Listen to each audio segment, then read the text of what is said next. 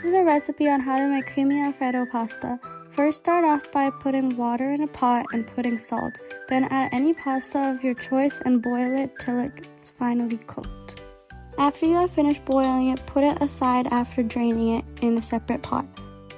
Now in another pan, put olive oil and add chopped garlic in and stir.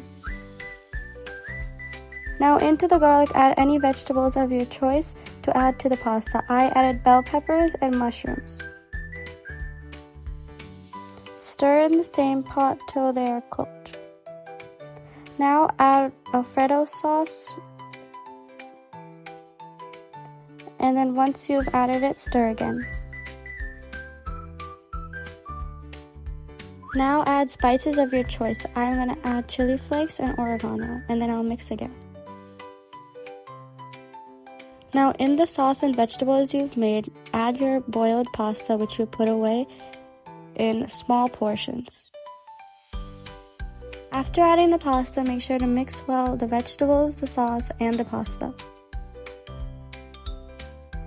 Now add your top-off spice, which I'm adding oregano, and I'll be adding cheese.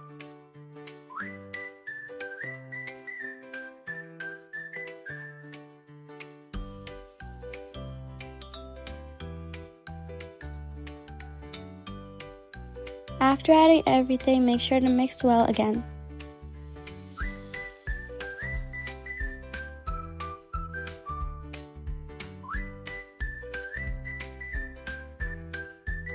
To add a lid and cook for a few more minutes till fully done. After you have let it cook for a few more minutes, your pasta is now ready.